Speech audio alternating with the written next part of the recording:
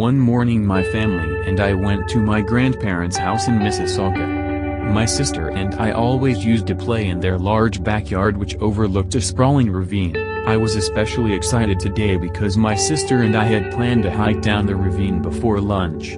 The climb down was quite a bit more difficult than I had expected due to the steep hillside, but my sister, being 3 years older, seemed to make short work of it. Once we reached the bottom we were off into the woods. It was only a minute or two before we came across an old rundown hut. It looked as if someone had been squatting in it years earlier. We slowly approached the front door and I got a bit of a glimpse inside. Everything was dirty and moldy and looked as if it had been long abandoned. Without warning my sister loudly yelled out, "We have to leave. Now!" The sheer panic in her voice was enough for me to not even give it a second thought. We quickly turned away from the hut and started to run. I barely got one step in before I saw it. In plain view there was a pile of severed limbs from the elbows and knees down. I could barely comprehend what I was seeing or how I had only just now noticed such a horrible monstrosity. Every little remnant of skin had been savagely torn away, revealing the rotting wet flesh beneath it, all stacked in a disturbingly neat pile against an old mossy maple tree. I stood in shock staring at the tidy pile of torn limbs for what seemed like hours. Eventually my sister frantically tapped my arm in horror. She was staring terrified at a second tree to our left which was covered in all of the missing skin, tightly stretched over the bark and nailed into place as if trying to give the tree a second skin. It was then that we both heard the sharply clear whisper, "They'll never find you." I instantly felt the urge to scream out, the feeling of absolute terror as we started running as fast as we could towards the steep incline of the ravine edge. I used my hands as extra momentum against the steep terrain. My sister was quite a ways ahead of me. After running for what seemed like forever I could hear my mom's cheery voice laughing and joking with my grandparents in the backyard. I saw my sister disappear over the sharp crest of the hillside. I could hear her screaming to my mom and hear them both realizing that I hadn't made it to the top yet. I was just able to see into the backyard, see my mom running towards me, and it happened. I slipped at the edge of the yard and started to slide back. I had only missed my mother's outstretched hand by mere inches. I had almost stopped myself sliding as my foot caught on something and I tumbled. I couldn't even feel the pain of rolling through the sharp brush on the hillside as I was being overcome by the fear of where I was falling to. As I tumbled I repeatedly caught glimpses of the tattered old hut. I noticed a faint figure of a large man covered in dark blood creeping ever closer to the bottom of the hill's edge. This was it. I was going to land directly at his feet. With a final grasp at a tree branch I hit the ground with a bone-shattering thud. Then nothing. Only darkness. I could feel my body shiver in a piercing sweat. It took me quite a while to realize that I was in my bed, so frightened that I literally could not move. I could still feel the nightmare man's intense stare as I tried to regain my composure. I laid perfectly still with my eyes shut as tightly as I could clench them, and out of the darkness in the same sharp crisp whisper, I heard, "They'll never find you." Credit to Matt Paymenter. Please wait. Post views 2428.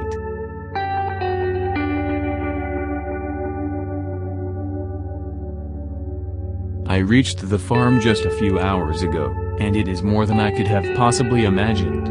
I knew as soon as I arrived that I had made the right choice. I was so uncertain about leaving the Thompsons' home. I had been there for so long, but the allure of a better pay here at the Richards farmstead was too much to resist. The Richards have been very kind in our relations, and I expect that should continue, which pleases me greatly.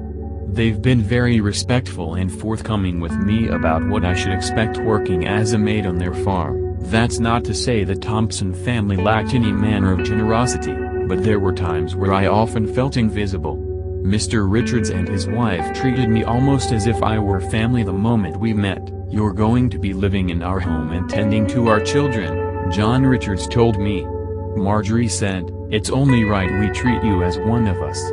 Though the pay increase is much appreciated, I must admit it was that sort of kinship Mr. and Mrs. Richards expressed that really brought me to their home. It is absolutely beautiful here, even in the winter months. I was rather amused when the driver turned onto an almost invisible dirt path off the main road. I hadn't noticed it was there. It took me by surprise to see just how long the path was, as it seemed to stretch for miles. But it was relaxing to see nothing but a canopy of leafless tree branches overhead, as dark as that may sound. Despite the cold emptiness of the frozen woods, I found myself feeling tranquil at the sight of such peculiar beauty. Before I knew it, the surrounding woods had suddenly opened its embrace. The path cleared into a large, open field in which the Richards farmstead was visible in the distance. I was mesmerized instantly. The field was covered in a light white frost which glimmered in the morning sun. I could see several farmhands tending to their duties. The woods that tightly surrounded the vehicle as the driver brought us down the road now spread out and wrapped around the entire farm, creating some sort of barricade that hides it from the rest of the world. It is all truly amazing how it appears now in the winter. I cannot imagine how it must look in the warm months of summer. I would not say this is paradise by any means, but it is certainly a place that felt like home, and that is all I could have hoped for. Mr. Richards has given me the day to get familiar with their home and its residents. Later on, I shall be acquainted with my duties and then I will meet the children. Tomorrow will be my first real day, and I am truly excited. January 22nd, 1922. Today was my first day performing my duties around the Richards farmstead. Since I'm not one of the farm hands, my work kept me within the confines of their home. Not that I'm complaining, I am no farmer by any means, nor would I want to be. Yesterday, Mr. Richards took me on a tour of his farmstead, and introduced me to all his employees. They were all very kind and appeared to be hard workers. I admire and appreciate their resolve and dedication. Aside from that, I also got to meet some of the more wild inhabitants. I've never had the opportunity to be up close and personal with animals such as these. The pigs and cows were rather bland, but horses always appear so majestic. Mrs. Richards also took the time to introduce me to her children. Timothy is 7 and Charlotte is only 3. They are both so adorable, what with their matching blonde hair and cute little smiles. Timothy was surprisingly caring of his baby sister. It was very sweet to watch him play with her. Though I don't believe I'll personally be spending much time with the children unless Mrs. Richards asks it of me, I will be happy to see their young faces each day. I love children, and these two seem to be the sweetest. Mostly, I'll be tidying up the household. It is rather large, but that keeps it all the more interesting. I've never minded cleaning, especially not a home such as this. Mrs. Richards keeps such a lovely home. I had half a mind to ask her why she decided to hire me in the first place. When I was just getting into contact with the Richards, I was told the old maid had to leave to take care of an ill relative, but that was months ago. Clearly, Mrs. Richards has been able to do just as well a job as anyone that could be paid to do it. Still, I won't be the one to judge. I'm thankful to have this employment. She has obviously worked hard to keep the house as nice as it is, and I'll gladly be the one to make sure it stays that way. It is getting late, and I'm not quite used to the schedule just yet. It has started to snow, so I think I'll enjoy the view of the farm from my window before I get to bed. January 23, 1922. Something strange happened today. While I was dusting the windows, I noticed a commotion going on outside involving Mr. Richards and one of the farm hands, Gregor, I think his name is. They seemed to be in a rather heated argument. I believed I would do well to mind my own business, but when I saw the children watching from another window, I decided it might be best to interrupt before they were subjected to any more undesirable behavior. I opened the door and walked over to them. They hadn't noticed me until I was upon them asking if everything was alright. Mr. Richards seemed surprised to see me, but Gregor had engaged me immediately. He told me I'd be crazy to stay here, and that I should leave the farm like the last maid. When Gregor mentioned this, Mr. Richards seemed rather annoyed. I didn't understand, so when I inquired about it, Mr. Richards was quick to try and shut down the subject. But Gregor caught on before he could do so and explained it to me. Apparently, the maid before me did not leave because of an ill relative like I was originally told, but rather because she feared the farm was haunted. I didn't know how to respond to this information, but before I could say anything, Gregor grabbed my arm and brought me over to a certain area in the snow.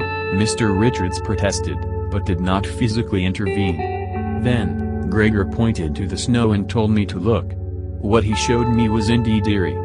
Footprints that came all the way from the edge of the woods into the farm. Gregor looked at me petrified, but I didn't completely understand his fear.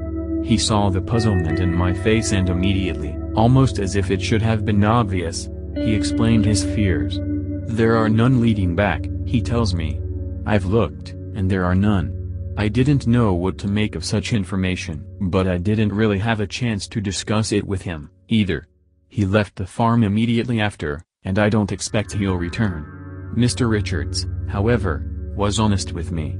He explained why he had lied about the last maid. He didn't want to put off possible replacements because of her own paranoia. That was something I understood, as I doubt many women would be as happy to work here if they were under the impression that it was haunted. I'm not sure I would have even taken the job myself had I known that. But I can't say I'm a strong believer in such nonsense. A moment ago, I believe I heard footsteps in the attic. They were very brief and light, but noticeable. I can see now that I'm letting my own paranoia and imagination get the better of me. I think it's time for bed. January 25, 1922. A couple of days have passed since I last wrote. Not much has occurred since then. Yesterday, Mr. and Mrs. Richards both sat me down and apologized to me personally for not being honest about their previous maid. I assured them I took no offense and that I understood their reasoning, but they still seemed rather ashamed of it. I think they were also ashamed of the notion that they have a haunted home. But I told them that idea was silly. I truthfully felt bad for them. I knew they were very caring people, and I made sure that they knew that. Still, I could not help but feel like they were feeling guilty about having misled me, so I tried to cheer them up with a few good laughs. It lightened the mood a bit, and they appeared appreciative of my understanding and lightheartedness. Gregor, as I expected, did not return to the farm, but it did not seem to affect the efficiency of running the farm for Mr. Richards. The animals still get fed, the pens still get cleaned. The eggs still get collected. It's obvious that the farmstead can survive a spooked worker or two. As for the footprints in the snow, they've since faded with wind and more snow. No other farmhand seemed to care. They either didn't notice, or thought the money was far more important than being worried of ghastly entities. Even so, Mr. Richards had some of his men scour the area as a precaution to be sure no one was lurking around the farm. He has mentioned to me that he has had trouble with stolen livestock in the past, but all such matters had always been resolved quickly. Despite being very closed off from the rest of the world, the people in this area are actually a part of a very tight-knit community. If someone tries to sell a stolen animal to another farm, it's not hard to determine if that animal initially belonged to someone else close by. However, the men never found any intruders, nor did they find any missing livestock. It would appear that everything was normal, and that there was nothing to be afraid of, unless, of course, there is a ghost. Whatever the case, a few strange occurrences here and there probably won't hurt anyone. January 26, 1922. Today was a very cold day. The snow continues to pile on little by little. I've noticed that some here are not as fond of it as I am, but I suppose they knew what they were getting themselves into. Personally, I love waking up and going right to my window. I don't mind sitting in the frigid draft it lets in when I am able to see snowflakes falling for what seems like miles. It is truly beautiful. When I exited my room this morning, I found a newspaper in front of my door. It was a brand I did not recognize, from an area I did not know. Not only that, but it was also several days old. Regardless, I don't know where it came from or who it belonged to, but it was not mine. I do not read newspapers. I decided to go see Mr. Richards about it, to see if maybe someone left it there by accident. When I asked him about it, he told me he thought it could be mine, because it was a paper he didn't recognize from anyone else on the farm. Seeing as I would be the newest inhabitant of the farm, he left it at my doorstep thinking it belonged to me. I explained to him that it wasn't mine, that I don't even read newspapers, and that I wasn't sure who it belonged to. He had a curious expression on his face that told me he was unsure of where this paper could have came from if not from me. But I don't think either of us cared enough to take the subject any further, so he took the paper and threw it in the trash. Later on, when I was busy doing laundry, Mrs. Richards came to me asking if I knew where the house keys might be. I told her that the last I saw them, they were hanging on the hook where they were always supposed to be, but I had to admit that I wasn't exactly sure of the last time I actually did see them, as it's something I never thought to take notice of. She was not angry, but there was obvious worry on her face. I believe she may be under the impression that one of the farmhands had taken them. She never did seem to trust them. Before I came to my room this evening, I asked her if she ever found them. She said she hadn't, but was certain she had just misplaced them. They'll turn up eventually, she told me. She's probably right, we all misplace things in the most obvious of places. The creaking steps are back. I really should ask Mr. Richards about that. I'm starting to think one of the children tends to wander at night, though I haven't a clue why they would venture into the attic. January 27, 1922. I am so happy, I am so happy. This place is wonderful. I hope to stay here forever. I want to live here forever. I want to die here forever. I think I will. It is so beautiful. Good night. The Maid, January 28, 1922. Report of Officer Charles Dawson. When I and the other officers had first arrived at the scene of the crime, I had not believed anything had appeared amiss, but the farmhands who had alerted us were terrified. When I asked them where Mr. Richards was, he told me to go into the barn. At first, I did not understand. I slowly proceeded to the barn and noticed something peculiar about the farm, and that peculiarity was that everything was normal. The animals were well fed and taken care of, and there was smoke spewing from the home of the Richards family, where I assumed they must be. What was off, however, is why all of this appeared so normal. The farm looked like it had been kept in check as it usually is, yet here are the farmhands scared out of their wits. It was for that reason instinct told me to draw my firearm as I approached the barn. The other officers did the same as they saw my gesture. It would turn out that my weapon would prove to be unnecessary, or more appropriately it would prove to be too late. As I opened the barn door, I was greeted by a ghastly smell that I had never smelled before in this small town. Initially, I could not pinpoint the origin of the stench, but once we moved deeper into the barn, we discovered the source. A grisly scene of death that I had never been unfortunate enough to witness in my career until now. One of the officers under me vomited immediately. Another walked out of the barn almost as soon as he walked in, crying. Others simply turned in disgust, but I stood there staring at the bodies. We saw blood and dread and death and a confusing set of yet unseen events that somehow lead to it. There were two bodies in the barn. I knew them personally. John Richards, the owner of this farm, was a good man and undeserving of this fate. May God rest his soul. I found him in a pile of hay lying face down with a hole-like wound in the back of his head. I found Marjorie a few feet away, lying in the dirt, with a similar wound. Judging from how we found them with wounds in the back of their heads, lying face first on the ground, I would assume that their murderer or murderers had forced them into the barn where they were then executed whilst on their knees. To see John and Marjorie like this, words cannot describe, but then I remember the two had children, and an unyielding fear came over me. It was at this point I pulled two of my better composed men aside and instructed them to stay at my rear and be on their guard. Together we walked toward the family's home, and I remember an insatiable wrath in me as I knew what I was going to find. We entered through the front door, I with my weapon hanging steady in the air. I don't know if I actually believed the perpetrator would still be present, but I know that I wanted that to be so. I moved past the stairway and down the hall into the kitchen. There had been some crumbs left behind on a plate. I cannot say for certain if the suspect had stayed for a time after the crime or if he had interrupted the family in the middle of a meal. It should be noted, however, that there was just one plate. I had turned around from there and proceeded to check the rest of the rooms of the first floor, but found nothing out of place. There had been no sign, as far as I could tell, that anything had been taken from the home. In fact, there was some bit of money on a table that remained untouched. It would seem this was not a robbery, but rather the result of a monstrous activity with no real explanation.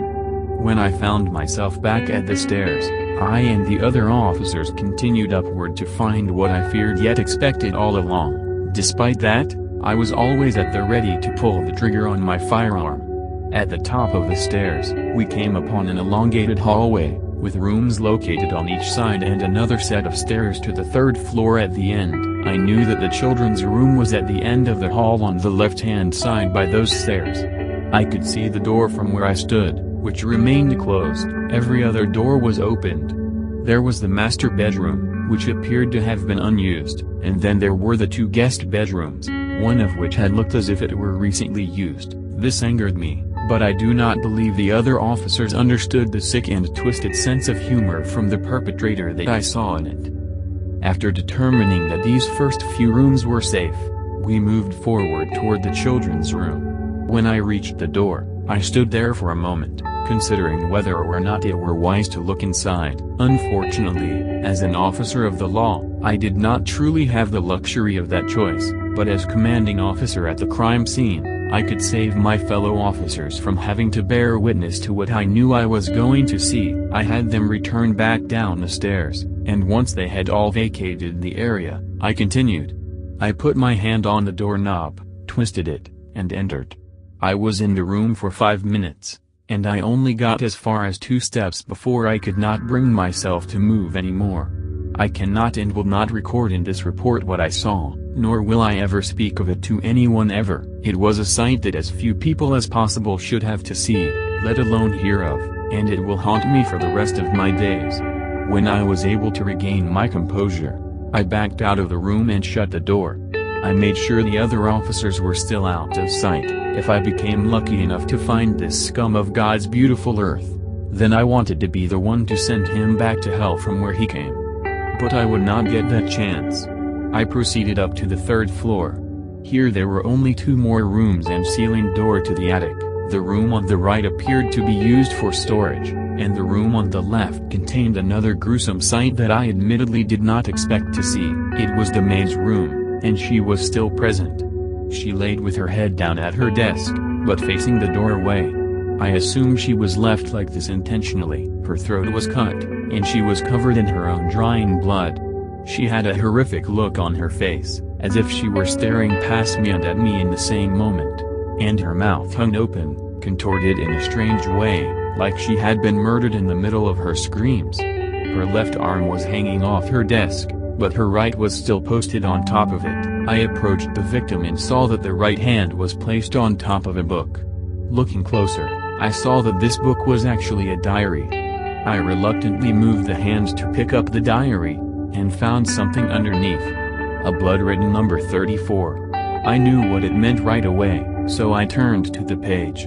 The following is what was written on the page in the maid's blood. To whomever this may concern, I hope you like my work. I made sure I got every last one of them. I got them at night. First the parents, who I lead to the bar. They begged, they always beg. Next the kids, who thought they could hide from me but I was smarter. Then there was the maid. She was fun. Asleep when I found her. Before I finished with her, I took her on a tour around the farm to show her my work. Then I brought her back here and made her write her last entry. I thought that would be funny, then she got boring, so I shut her up forever. She was loud anyway. Could barely get her to stop talking even after I cut her. Ha! They never saw me coming. I was here for a long time before anyone noticed, and when they noticed it was too late. I came in from the woods and stayed under the wooden floor of the bar.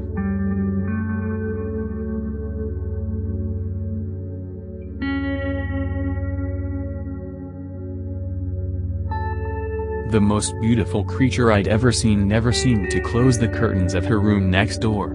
We'd only moved in a week before, but it was hard not to notice a girl like her. I don't think she'd ever seen me, but that just made her that much more alluring. She was young and thin, skin as fair as winter's first fall, and she had beautiful crimson hair. I would see her dance almost every night, her hair setting fire to the air with each dip and twirl. I was instantly captivated, catching every moment from behind just the 2 panes of glass. Some nights she danced, others she just sat at her desk, sometimes talking on her cell phone long into the night. It wasn't until the end of that first month when I saw her murder that first lucky kid. It was some girl from school, a ditzy spaz whose enthusiastic introduction to the cool drugs around campus had her bounce between all the wrong groups. A perfect victim. She always did things so perfectly. It was the first night I'd seen her turn the light out so early. I might not have known what she had done if the crescent of her knife hadn't caught the moonlight. It was a silver tracer, carving through the dark that soon began to glisten a brilliant, scarlet red. There were no screams, there was no sound. It must have only been a few seconds. But it felt like I'd been watching for hours. Exquisite. When she finally turned the light back on, the ditz was obviously gone from sight. But her face, her beautiful face, was lovingly coated in a layer of fresh blood. She had the cutest grin on her face, her eyes seductive and wild. She had crossed the deepest line, she had made the darkest sin. God, how gorgeous! Her crimson hair falling so gracefully across her face, like a fallen angel. The next three came and went just the same, a drunken football player, a reclusive theater kid, an experimenting goth girl. All of them playing their parts in this wonderful show she put on for me all throughout the next year. She invited them into her room, like an old friend about to catch up on the latest gossip. Then you'd see it, the moment I always waited for, her hand reaching just out of sight as a smirk crept across her lips. She'd always turn the lights out for the kill, but the look on her gorgeous visage when she turned them back on. I could almost feel the ecstasy she must have felt. One day, I finally got up the courage to go meet her or, maybe join her in the fun. If I was really lucky, maybe I could be the one to inspire that terribly seductive smirk. I bought some really nice clothes, an expensive perfume too. I even to try bleaching my hair blonde, hoping I could get it to shine as vibrantly as hers. But that morning came the worst news of all. My parents told me we were moving away. They had become afraid for me, as many parents had over the loss of a few teenagers. I tried to object, but what would I say? If I told them about the girl beyond my window, she'd be the one that would go. Then, I'd never see her again, so I obliged, hoping I would see her again someday. They sent me away immediately to stay with a family friend. It was hard, I got so anxious not being in my room again. Maybe see her dance for me one last time. My father's job meant we moved a lot, but they hated moving me out of my room. It was just hard. I would get really anxious without having my mirror on the wall. When I got out of the ward, my doctor recommended I keep it up, like a window, to keep me from relapsing and lashing out at my family. I thought it was weird at first, but soon I would forget it was even there. I'd just get so distracted.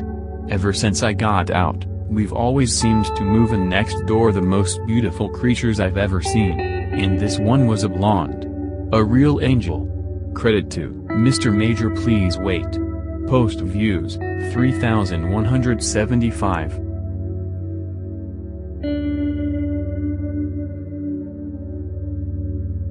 What happened next time still not sure of. I don't know why either. It was just so surreal, a moment in itself so abstract I couldn't fully comprehend it at the moment it occurred.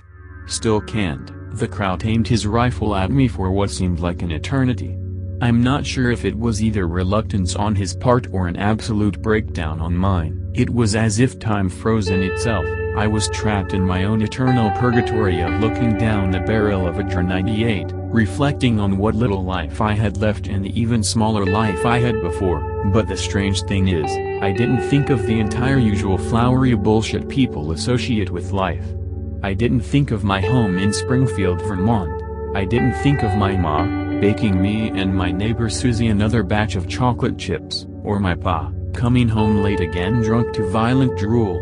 I didn't think of those nights when my ma told me to hide in my room, and not come out, even when it sounded like things were breaking and my pa was yelling and my ma was crying.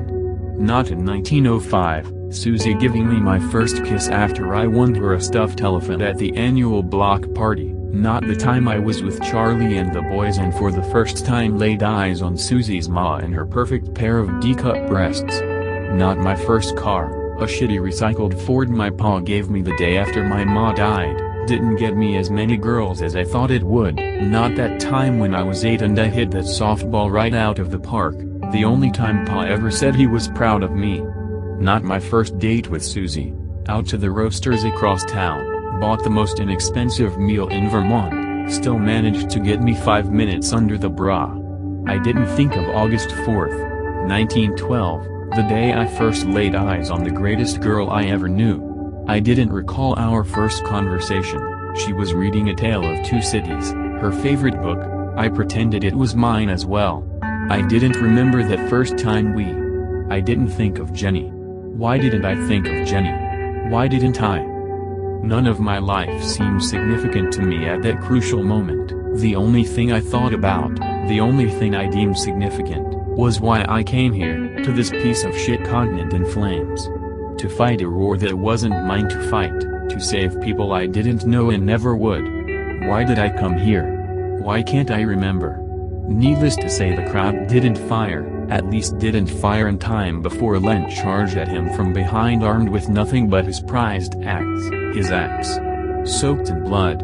His uniform. Splattered with enough crimson to fill 10 men. Still in a frozen daze, I could hardly make out as Len swung the German at his gut and let his entrails spill out. He was so fast I could hardly make out his movements. I blinked once, the crowd's head was off. Twice, both arms. No man could go that fast, at least I thought it was just Len. Maybe it was me, maybe the gas was getting to my head. I don't know, I don't fucking care. By the time the German was on the ground he was already in pieces. Len didn't stop swinging, he kept chopping and chopping until the corpse was mash and bone. Not one day did he go anywhere without his axe, it never dulled, never failed. And now his axe was on my head. Fisher, asshole, I tried to tell you before. I was going to give you some advice, you didn't want it. Trust me. You did. But just to be nice, I'll say it again. More clearly this time. Some advice, fuck you, some advice, Fisher, asshole. You listen to every single fucking word I say. He flashed Jenny's picture in my face. When I say I want to know where she lives, you tell me. When I say I killed every single one of those crots I said I did, you believe me. And when I say to shut the fuck up, you shut the fuck up. Comprehend? Fuck you, Len. Biteable sponsored links. You may like 10 countries that don't want you to visit. Board articles. Suddenly we heard the distant sound of an artillery shell, then we heard it again, closer. And another, closer. Then the sound of dozens of voices wailing at the top of their lungs. We heard Private Laurel, Krotz moving in 3 o'clock. I panicked. I tried to move or run or get my gun, but Len was still holding on to my throat. Len, let go. Let me go. His eyes were stern and cold. No, we're not done, Len. Jesus Christ, Len, get off of me, we need to fight. Not yet, Fisher, asshole. We still got this to finish. The relentless sounds of our machine guns were drowning out our voices. I heard Sergeant Sassoon screaming out orders from the top of his lungs. I heard our boys crying out in terror while unloading their clips and belts on the approaching enemy, whose cries were now more distinct, more numerous. Very poetic. Fisher, despite the ear-numbing noises on the outside, Len spoke the same volume, a near whisper. Yet I could hear every word, as if it was coming from inside my own head. Let me show you something, asshole. He threw me to the ground flat on my face. He then turned my head to look under his cot, and stepped on my head, so I stayed there. There I saw under his cot was a massive ditch, filled to the brim with heads. Rotted, skeletal, months old. The most recent, however, still had their flesh. They were fresh. A week old, max. Bile filled up to my throat. I've seen some fucked up things, but the entire nature of the situation hit me at once. The smell. The sight. I nearly vomited. How could I not have smelled this? Am I that accustomed to the smell of death? After a few moments of analyzing, I noticed something. I thought it strange he had such fresh heads, as we hadn't seen a German in weeks until now. Slowly it came to me as my mind was clearing up. I finally realized. Every head, every single one, had our helmets, ours, not German. Us. Len was no longer stepping on my head, he was no longer holding me down. I just couldn't move. I simply kept staring and staring, dozens of them, more. I never realized until now how small our current ranks were. I never wondered where they went, or how they were. I never ceased staring out to no man's land, simply reasoning they died on the front. That they for some reason just up and left our trench walking to the German fronts, never to return. None of us thought different. It's been a year now, we stopped caring what happened. We've seen every possible death a man could possibly endure. Men we knew for minutes, men we knew for years. Gone in the same instant. To say they simply died on the front is just the easiest way to think now, never once considering what really happened. Len then spoke directly into my ear. I get what I want. No matter what. When I want a kill, I get a kill. I always did at home, it was easier at home. Funny, right? It's harder to kill here, because they pay attention to who's missing. But me, I don't care who, even if it's you. He grabbed my head and plunged it straight into the mud puddle in the middle of his cave. I didn't fight back, I don't know why.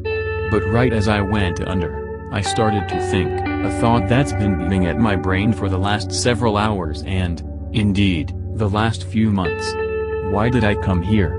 Why the fuck did I honestly come here? Suddenly, however, Len unexpectedly let me go. I heard gunshots. Immediately I picked up my head, breathing heavily and coughing up pieces of mud and shit. I looked at what stopped him. There in the entryway was a sight I'd never forget.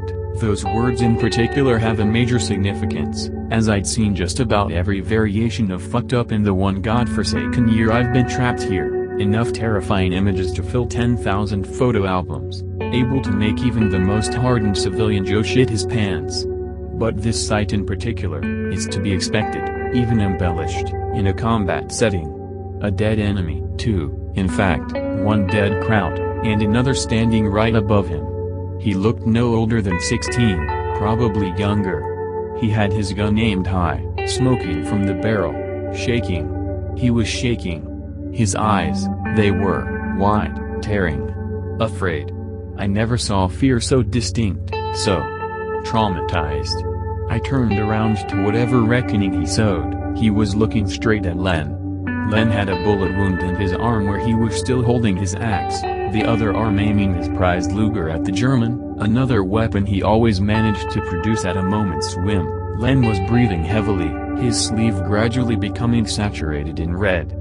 But he maintained a stare. What a stare, brow ruffled to near vertical stance, mouth contorted to the most twisted of positions, eyes pure malice. If there was an official look for evil, let it about take the title. I honestly think I pissed myself. I didn't know it then, but I was as frightened as the kid was. Len simply said, in the most malicious but retained of tones, "Leave." The German kid seemed to be trying to say something. He kept stammering, unable to keep a straight face. It looked as if he was trying to stutter a surrender, or an apology, or something. I don't know. I said, "Leave," with actual tears in his eyes. The kid quickly nodded and ran off. Len maintained his stare, remained looking through the opening of the cave. Suddenly I could hear the kid shouting, screaming really. Something in German I couldn't understand, but as he screamed, something happened I never thought would happen again since that fight in the trenches. The gunfire ceased. Gradually, rifle by rifle, each and every gun became silent, and all at once the shooting stopped. Everything stopped. It was strange. Even a photograph of the silhouette of a couple dancing in the moonlight, surrounded by a majestic myriad of glistening stars, wasn't quite so serene. To this day I will never recall a more peaceful moment. I will forever be haunted by the piercing wail of oncoming shells, the popping and stuttering of a machine gun barrage, the gurgling of a suffocating comrade. Not once will those horrific sounds ever leave my head, not ever again will I have a silent night or a peaceful sleep. As long as I live, as little as I live. But that one moment, that last moment, was perfect silence. Serenity, purgatory, peace. I don't know what silence is anymore. But every time I look back to that memory, if it even is one, if I even have a life ahead of me that warrants me to look back at all, I don't know anymore. Not a shot. Not a shell. Not one shout of terror or carnage. Not one sound of suffering and decay. The last time I ever heard nothing. It was over quickly. I could hear dozens of footsteps, walking away. Not a sprint, just walking. In no unison or uniformly fashion, in a simple casual moseying back from whence they came, satisfied, their mission complete. It was obviously the Germans. We have nowhere near that many. They simply kept walking away. I could hear them climbing back out of the trenches, out to no man's land, then gone. Len kept staring at the entryway. As soon as the last of the footsteps ceased and were gone, never to return, Len merely stopped staring. He blinked, then smirked, then laughed. Just kept laughing, asshole that he was. He then looked at me again, still on the ground. Now, where were we? As he slowly approached to plunge me back under the mud, I didn't resist. Not one bit. I still don't know why. But I kept thinking, the same fucking thought that's been knocking and beating and shitting at my head for weeks and months and almost a year. Why was I here? Why the fuck was I stuck in this mud puddle, fighting a hopeless cause? Why? Why? Then I remembered. I finally remembered. It was morning, October 15, 1917. 1 year ago. Jenny and I were eating a modest breakfast of cornflakes and bananas, following a night of casual drink and sexual charades. It was only, I don't know, half a year since Wilson declared war. By then practically every able-bodied Joe in Springfield enlisted, said it was for the good of mankind or some bullshit. I never bought into it. Not sure why, I was just never inspired, didn't see much point in traveling to the other side of the world, risking my life in a shit-filled trench for no reason whatsoever. Apparently I was a nonconformist for being satisfied with my already existing life, not eager to drop all things I loved for a canteen and a trench knife. I decided it was a more worthwhile investment to be with the person I love, so I guess I'm just a selfish prick. I didn't fucking care. Long as I was with Jenny, we could manage the distant shouts of coward and the occasional rock through the window. But one day there was a knock on the door, nothing malicious or deliberate about it, just a simple friendly knock. Usually the neighborhood kids liked to have fun by banging the sides of the nonconformist's house a few times a week, and at an ungodly hour, but no, it was a neighborhood knock. Even then I reluctantly went to answer it. I figured it'd be another priest telling me to repent of my sins of standing idly by as evildoers took over the free world. I suppose it is my fault. After all, I am benefiting from the double standard of American freedom by choosing the way I want to live. What scum I am. Fortunately no such figure was at my door. In fact no figure at all, not a soul answered the hollow doorway. Just as well, I thought to myself. However, looking down I noticed something. A feather. A white feather. Wrapped in the most beautifully colored ribbons and glistening with sprinkled glitter. It was neatly placed in the smallest of toy chests, with sparkling paint and a piece of paper. Sure, I've gotten white feathers. Dozens, all of them either soaked in spit or accompanied by an obscene remark, but this one was different. It had no sign of malice, no ill will, no obscenity to be found. It was beautiful in fact. Sure, the quality of a fourth-grade art project, but beautiful nonetheless. Reminded me of something I would have made in my early days. I always had a habit of making something unremarkable and plain into a sight to behold. It was much easier, thinking unremarkability, and in that respect, simplicity, to be a blank canvas of sorts. Unfortunately I was never any good as an artist, little imaginative ingenuity I suppose, therefore I applied the canvas into a lifetime philosophy of sorts, even if I never really followed it. Though not really a sight to behold, it was, in comparison to some of the other packages I've received, quite a beautiful gift. Of course I wasn't exactly sure if it was a gift, a message, or anything. I stared at it for a long while, not quite sure what to do with it. Eventually I crouched down to it for a closer look. I noticed the piece of paper was actually a note. I picked it up. It read, "Life is too beautiful to waste with those who don't want to live it." Handwriting unrecognizable. Signed only, a friend. I had no friends, they were all at the front or dead. I mused over the note for a long while, entranced really. In a daze, I must have been out there for at least 20 minutes crouching down looking at that tiny slip of paper. What a sight that must have been. Jenny calling me back into the house plunged me back to reality. I took the feather inside, questioned Jenny about it. She predictably had no earthly idea who it could have been from, literally, as practically no one in Springfield would give us something so nice. Who could it have been from? The entire afternoon I sat at the table, musing over the plume. I looked and I thought and I looked and thought again. I don't even know what I was thinking of, but I think the point was to make me think. It was at moments like that I thought of my life, my Baker Ma, Drunken Pa, Susie, first car, second base, D-cups, Charles Dickens, all that generic shit. In fact, I do believe most of my life has been spent thinking, musing, and apparently saying it aloud for everyone to hear. Jenny was, at this point, accustomed to my stoic habits, and gem as she was let me be. When I looked up those few times, she seemed to have some moments of concern. She always knew just what I was thinking, even when I myself didn't know, and always knew when it troubled me. It always troubled me. But this particular catalyst for my reflections was as disturbing as it was pretty. A single white feather, with all the amenities complete with dried up glue. If the plan was to guilt trip me into enlisting, it worked.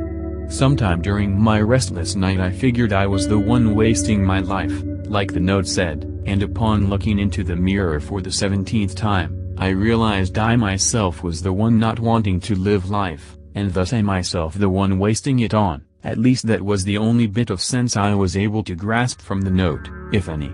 Early the next morning I was loading my gear, essentials, to be off to the nearest recruitment station. I wanted to leave before Jenny woke up. I didn't want the talk to happen. But she caught me. Hey, she never let anything slip her by. So you're off then? I don't have a choice. Jen, of course you have a choice. We talked about this, Mark, remember? We said no matter what. No matter what we wouldn't let them. It doesn't matter anymore. I can't just keep living like I have a choice. You do. I don't. We don't. This is what was decided our lives would take. The day the war started, the war will be fine without you. It's not about the fucking war. I couldn't give a bigger shit about this fucking war, but we can't survive assuming promises will be kept, assuming people would just understand. It's bullshit. Complete fucking bullshit. We've got to get our heads out of the clouds. At this point I had no fucking clue what nonsense bullshit I was saying, but Jenny did. There is nothing wrong with living life the way you want to. Our lives are our own to live, and you chose to live it with me. Life is not something we can give or take. It's something we're part of, and witness. We have to play with the cards we're dealt. There's no shame in choosing your own way. To get a new hand, Jenny. Please. I have to do this. You don't. I do. Please. Please. She knew I was resolute, determined to be a part of a life I didn't want to live, no matter how much I wanted to believe I did.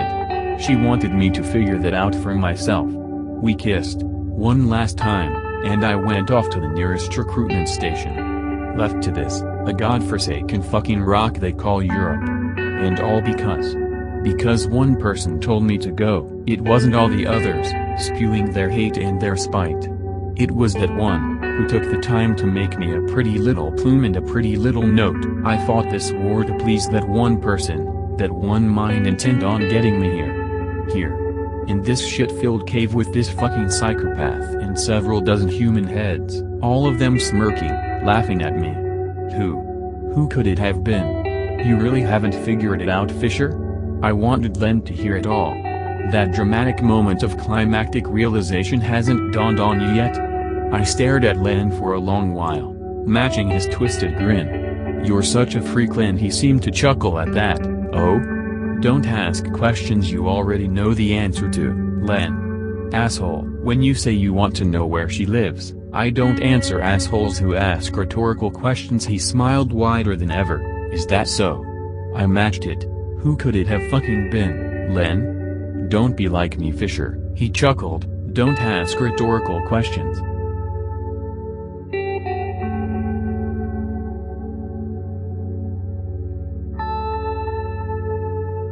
I hate it here. It seems redundant to say so, I realize this. Everyone hates it here. Well, actually I don't know. Maybe except Len, but he's a freak, so whatever. Shit. Where are we? I keep forgetting. France? We're still here? Shit, have we made no fucking ground since last year? Why are we here? Why am I here? I haven't seen a German in weeks. They should at least put us where we're needed. But no, I'm stuck here in my own shit and everyone else's shit cause everyone keeps shitting in the holes instead of a lavatory. I really hate it here, and now I'm stuck crouching like a jackass waiting for one crowd head to pop out cause we're supposed to be on watch or something and I haven't seen one fucking German in weeks. My back hurts, my feet hurt, my head hurts, and it smells like shit. I just wanna. Yo Fisher, shut the fuck up. Huh? Shit. Len, I know you think you're having your cute little inner monologue there, but we can hear every fucking word. Jesus Christ, you're loud. Oh, sorry Len. He laughs. I'm a freak, huh? Oh, sorry. Well, excuse me for trying to enjoy my little vacation here. You know, you should be grateful. Everyone dreams of seeing Europe once in their lives. Real funny Len. He suddenly becomes stern. Hey, Fisher, asshole, look at me. Some of us have to keep watch. Len Krotz ain't coming for 1,000 years now, look at me. Reluctantly, I actually do. There he was, little freak, just sitting in the shit-filled trench supposed to be keeping watch. But instead all day he sits by his little cave. We've been in this one particular trench for the better part of 2 months, stuck in a stalemate with a Kraut platoon several hundred yards across the no-man's land. Not a single one has been even heard from in weeks. Meanwhile we've been yelling our asses off, giving them every fucking scrap of a plan we've been able to piece together. We haven't even heard from Pershing or the main force around 2 weeks now. Orders to maintain position without once considering we're low on troops, ammo, and a place to shit. Nevertheless, we've cozied up our trench here, complete with little caves carved out of the mud for each soldier. Shit, are we that low on troops that we can fit in a cave for everyone? Even then, lot of these caves are empty. Been empty a long time. Hey, you asshole. Finished bitching? Now I was certain I was just thinking that. Fisher, asshole. Listen to me. Calling me a freak is like calling the Germans our fucking enemy. Guess what? No fucking shit. I take what I am with stride, and I encourage you kids to say it straight, cause if you say it any other way, it's bullshit. What I'm really insulted at is that you called me a freak in the same breath as your adorable little rant there. We all know, it smells like shit, we feel like shit. Germans haven't been here for weeks. That's shit. Believe me, I'm more hurt by that than anyone. See, my initial desire was to apply my unique talents in liberating the European oppression for the sake of the free world. But the reluctance of both sides to actually do something has robbed me of that luxury. In that respect, I hold Pershing in the same light as I do our crowd neighbors, the fucking enemy, as much as I despised Len with every fiber of my being and knew everything he said and ever will say is absolute bullshit. I couldn't deny that he was one of the best soldiers I had ever fought with. Most of our platoon was just kids, sorry little brats who shot up at their chance for their 15 minutes of fame. I at least had the luxury to be above the 20 mark, but for people like Len, you knew they were meant to be soldiers from their first whining breath. People who fight with no compassion or mercy, pitiless for their adversaries, unrelenting, and above all else unconcerned for their own well-being. The day his balls first dropped and he held a knife in one hand, a pistol in the other, he knew, always knew, what he was going to do with himself, and jumped right when the shells started flying across the borders. Shit, he probably started the war himself. Len continued, we all have the same concerns, Fisher, but the fact that you have to remind us of it every single day is not exactly appreciated. And I especially don't appreciate the fact my name was held in the same light as your whiny little bitching. So some advice: after 8 straight hours of crouching in this same fucking position since 2 a.m., I was in no fucking mood for a pep talk. I never asked for your advice, Len. So shut the fuck up, stand attention. Our sergeant was walking through. I and the rest of the company, who were rather awkwardly watching our little altercation, stood straight despite our cringed and deformed figures. courtesy of the rather uncomfortable positions involved with keeping watch. 3, however, did not stand. 2 were Private Laurel and Private Harding, who understandably so had feet enlarged 3 times due to waterlogged bacterial infections. The other was of course Len, asshole as he was just continued to sit with his pristine collection of German helmets, always somehow managing to fit in some sort of faux drum recital at the most inappropriate of moments. "Quiet, Fisher, we can hear you," the sergeant said, just as exhausted as we were. He then noticed Len, Private Light. Len stood up with a smirk grin. "Yes'm, Sergeant Sassoon? Why are you not keeping watch?" "I was just chatting with my friends here." Sergeant looked at me. "Sounded more like a fight." "Save it for the Krauts." Len smirked wider. "Sir, I didn't mean Fisher there, I meant chatting with my real friends." Asshole as he was, gestured to his helmets. The sergeant sighed, exasperated. Aside from me, I believe Serge was the only one who disliked Len, though he did clearly respect his combat expertise. Something that has, I will reluctantly admit, saved both his and my ass. Rest of the company were in love, really, by my guess jerked off to him every night more than their own special someones they left behind. I don't understand what it is about kids that make them flock to absolute douchebags. Common heritage, I suppose. Course I can't blame them, they're good kids, but stuck in the shit, literally, for too long now. Can't have everyone be depressing and cryptic and overall unpleasant to talk to. Something this war makes out of a lot of people, but something about Len, he crosses the line. Not just for the sake of clear lack of boundaries for his manner and vulgarity, but just in how he leeches into people and doesn't let go, keeps hammering till they snap, and eagerly so. It just comes with people like Len. I'm just not going to drool over it. If these kids want to, let them be. Whatever gets them through this. Anything to get them through this. Serge then went on with his report. Pershing has ordered the 5th Rifleman Battalion to assault the German positions at the Somme River, aided by a joint coalition of the US 2 Corps, Canadian and Australian Corps, and the British 3rd and 4th Army. Hey Serge, want to say that louder for the Krauts to hear? Don't complain, Private Lie. I've heard you bitching for some kills for weeks now. He smirked rather deviously. You know me, Serge, I can't live a day without a kill. Since we're closest to the base and will be spearheading the charge with several Canadian battalions, can Maple Leafs even fight? Let's hope so. We're moving at 1,400 hours. At that he marched back to his cave and we followed to our own, packing any and all of our few essentials into these shitty knapsacks that can hardly hold a lunch. Time for the breakdown. Same inventory check I've been making every day. Canteen, check. Ration, check. Disinfectant, check. Flask, check. Extra clips, check. Knife, check. Pipe grenade, check. Mustard gas, check. Feather. Funny. I almost counted the feather. I couldn't help staring at it for the better part of a minute. Wait a minute. It's supposed to be right under it. Right here. Where is it? Jenny, where are you? Where the fuck are you? Shit. Okay, think. Where could it have gone? Who could have? At that I ran out of my cave, shouting, screaming, Len, you son of a bitch. I stormed into his little alcove. There he was on his cot, just staring at the picture, staring at her, smiling. You know, Fisher, I got to hand it to you, she ain't bad. He laughs while licking his lips.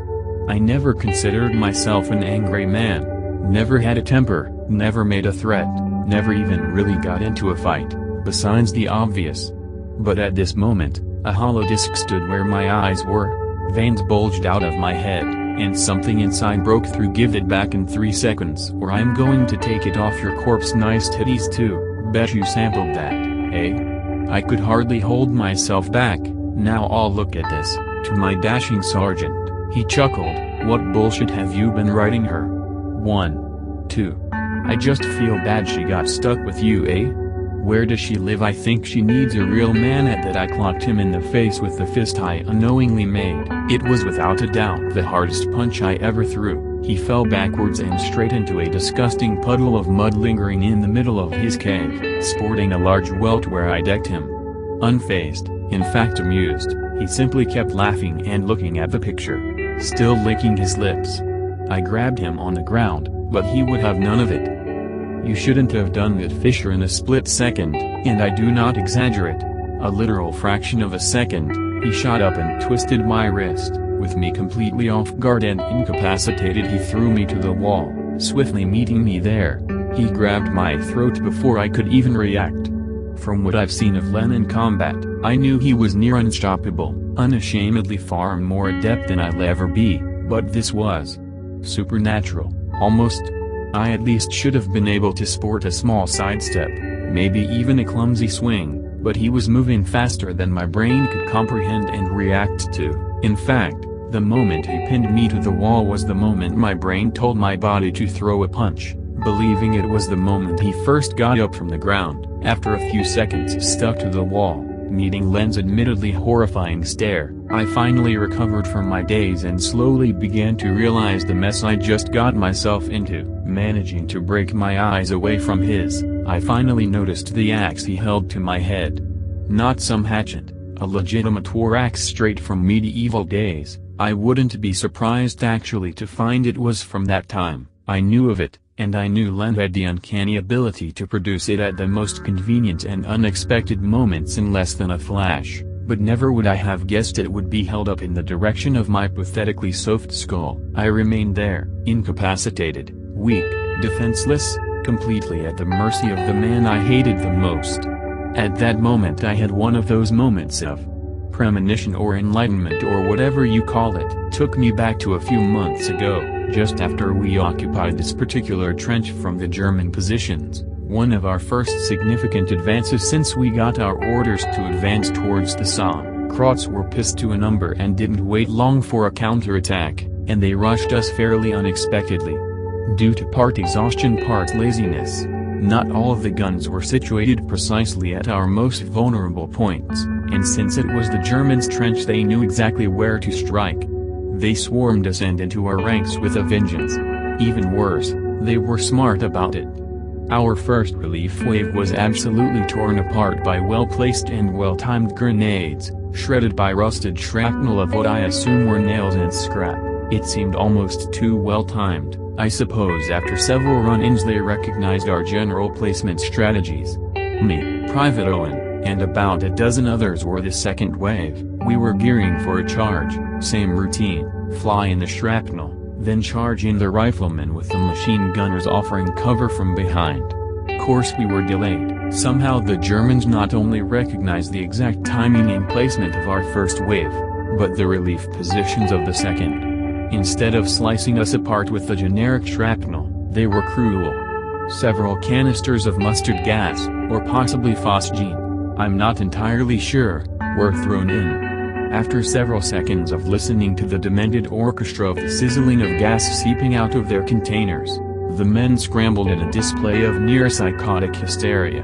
Much like the guns, our masks weren't properly lined up either, in that case due to pure laziness, as gas masks don't weigh nearly the better part of 200 pounds, instead strewn about the general area like clothes scattered among the floor of a 17-year-old's bedroom. It was pathetic, really, the state we as men in a split second managed to devolve into, instead becoming the kids we were at heart. The Kroats were no longer the enemy, the new enemy were the several hands reaching out to the same mask several feet away. The new enemy were the men those hands belonged to.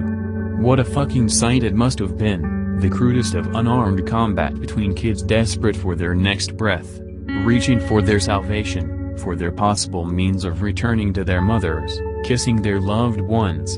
At least that's what I like to believe were the thoughts racing through their heads as they psychotically bashed in each other's bodies, tore at each other's eyes, and screamed as they squeezed the life of each other's necks.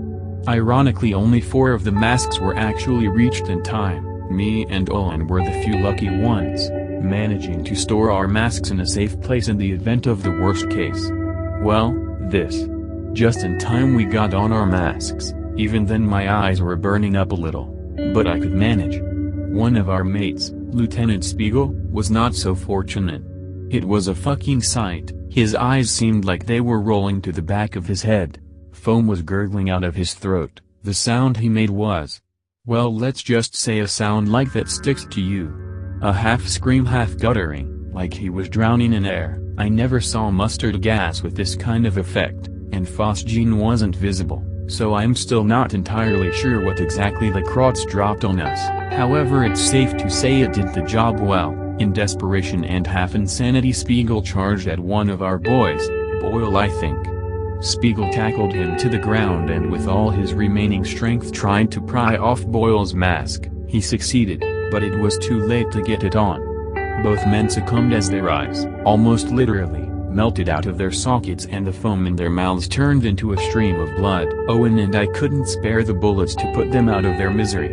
All that was left of the second wave was me, Owen, and Martinez. Len was supposed to be with us, so I just assumed he was a goner. I fucking wish. As it appeared to be the end for us, we mutually agreed it would be better to die fighting than crouching in the fetal position. And at that we charged into the cloud of gas towards the German positions. It appeared the Germans flooded the entirety of the trench complex with gas. Although it would seem odd every single crowd was equipped with an individual mask, unless this was such a well-coordinated assault that they prepared for every single scenario that somehow perfectly impeded our own defense at every level. Of course we never considered it then, as we were charging through the mist prepared to die fighting, taking a barrage of machine gun fire at any moment. But it never came. Looking back at it I realized there should have been more shots in the background. There were hardly any, no evidence a battle was even commencing. Even stranger, I realized the Germans never charged where my platoon was. Normally gas is thrown as a prequel to a charge, but this time they just let us go to them. In fact they only stayed concentrated in one area of the trench throughout the entire attack, like they were after something specific. Guess it didn't matter then, we were just fighting for our next breath, if breathing through a mask counted. We three stormed through the thick of the cloud, didn't seem like it was subsiding yet. Just as well, there wasn't any wind that day. By this time me, Owen, and Martinez were at a slow pace, looking in every direction, listening for even the slightest footstep. It was so bizarre, there were no more gunshots, no more shells. Just silence. Like this godforsaken war killed every last human being on this fucking planet, except for us three. In those few seconds I entertained many scenarios through my head of what occurred. Among them were, the flu, mass suicide, rapture, divine judgment, and simultaneous masturbation. The last at least made me smirk. Eventually we all stared at each other in a daze, puzzled on how exactly this sudden peace came to be. At least for a moment serenity lasted. The next moment two Germans jumped at us from above the trench walls. One landed right on top of Martinez and stabbed him through the neck. The other landed right next to me and bashed me to the ground with his rifle. Still holding onto my gun I reacted quickly and shot the crowd through the leg. He fell to the ground and began tackling me, both pinned. We kept rolling in a stalemate. The other was already in a knife fight with Owen, his gun jammed. Of course, looking back it probably looked fairly comical. Owen and his adversary simply posed at each other waiting for the other to make a faulty move, whereas me and my new friend rolled on the ground in a half-violent half-homoerotic embrace, all the while cheered on by a gurgling Martinez seizuring on the floor. Eventually me and my crowd rolled close enough to be in reach of his rifle. We both grabbed for it. He reached it first. As he was about to turn the barrel towards my head, I played dirty and swiftly pulled off his mask, suffering him the same fate as my squad. I stared and witnessed his agony for a few moments, sadistically smiling as his eyes bulged out of their sockets like a Jim Crow. Quickly I got up and looked towards Owen. He already had his knife up the crowd's neck. We continued onward, leaving Martinez to rot, not once looking back at him to even scavenge his precious equipment. Without any more incentive to do anything else but slaughter Germans, Owen and I marched through the gas cloud up to the other side. Expecting a fight, we found nothing. Not a body, not a shot, not a single German. The cloud dissipated enough that we could partially see across out of the trench. Looking above the walls out to no man's land we saw it, the entire German battalion retreating, legitimately sprinting back to the other side, like they were scared. Looking at Owen and me, it couldn't have been us they were scared of, as much as we liked to entertain the notion. Suddenly another crowd charged from one of the caves. I suppose he didn't get the memo to leave us the fuck alone. Just as well though, we were all dead men anyway. Unfortunately for Owen, he was a dead man long before I was, and with the element of surprise the crowd made quick work of turning Owen into Swiss cheese. I was next. He aimed his barrel at me. I couldn't run away or charge. Like a deer in the headlights, I was beat with no way out.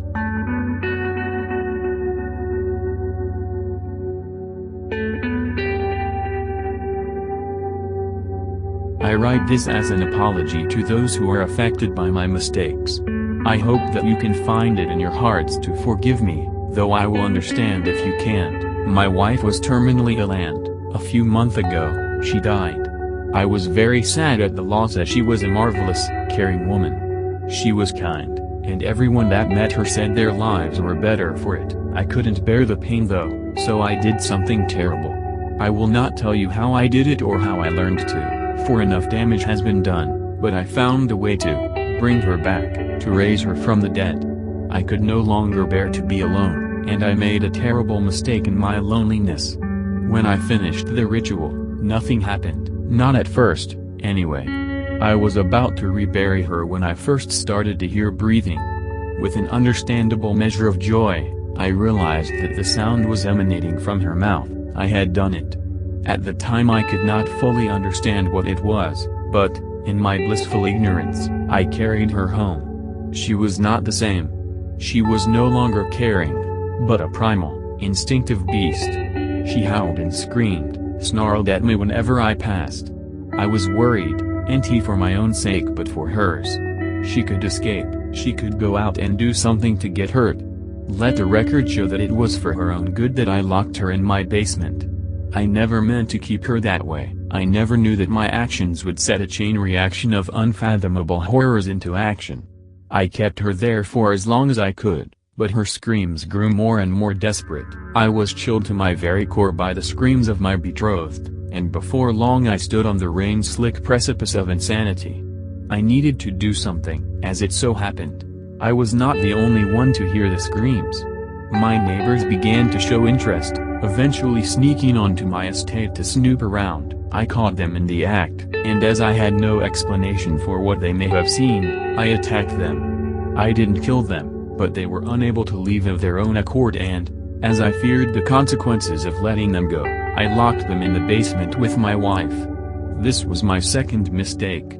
The first, of course, being that I raised her in the first place. That night I knew the sound of crunching bone. Upon my awakening in the morning, I went down to check on the neighbors. One was gone, the other was wide-eyed, cowering in the corner and covered in blood. Something else was off, too, though at first I did not know what. Then it hit me. The screams had subsided, my wife was asleep. She had fed, and now she slumbered. All this time, the screams were of hunger. I shut the door, and went to lie down. She lasted a few more days, obviously feasting on the other neighbor. It seemed that she only needed to eat once every few days. Now, I'm not proud of what I did next, but I didn't know what else to do. I went out at night every few days, around the time that only a few people would still be around. I stalked the streets and attacked people who walked alone. I would take them back to my wife and leave them in the basement. I would often wake from my slumber to hear their screams, cries for help. This would always rouse the beast and would never last longer than a minute or so. 10 minutes of crunching and gurgling please. Later the deed would be done and I could rest easy for another few days.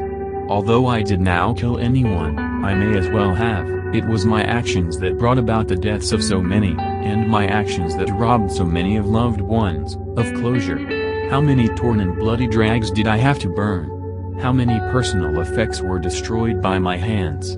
I lost track of the numbers, but surely even one is too high a number.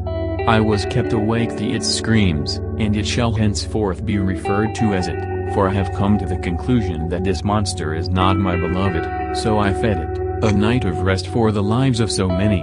Day by day it grew stronger, its strength either increasing or returning, for I know not what horrible beast is now in possession of my wife's body, and as time went on I was forced to bring home more food. Bigger people. Men. 2 women. A woman and a man. Eventually it was eating a full-grown man every day. I knew, in some dark corner of my mind I knew that this could not go on forever. I could not keep taking people. I was in danger of being caught, and, though I deserved to be, fear took hold of me, and that, I suppose, is why I let the charade go on for as long as it did. So I decided to flee. I had just packed my bags when I heard a knock on my door. The police had found a trail of blood leading through the woods up to my estate and were inquiring as to whether I'd seen or heard anything suspicious. I managed to keep a cool head and talk my way out of what could have potentially been a very unpleasant situation. I know not why, only that I deserved it. It began to scream. It screamed louder than I had ever heard it scream before, and it sounded mad.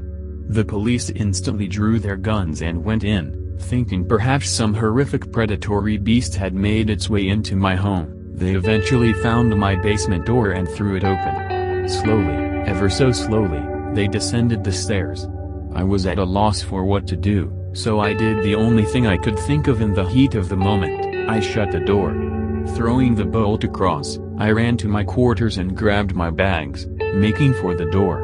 The screams of the police haunt me to this very day. I heard the sound of splintering wood as that thing burst out of its cell.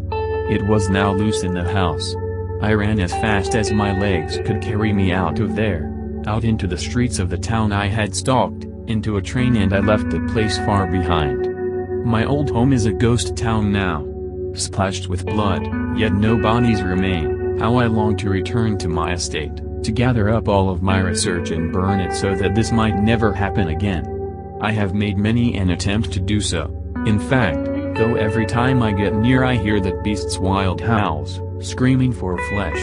I know it haunts my home now. I know it wears my wife's skin, but the worst part of all this, I let it happen. Credit to Braden Powell. Please wait. Post views, 3,244.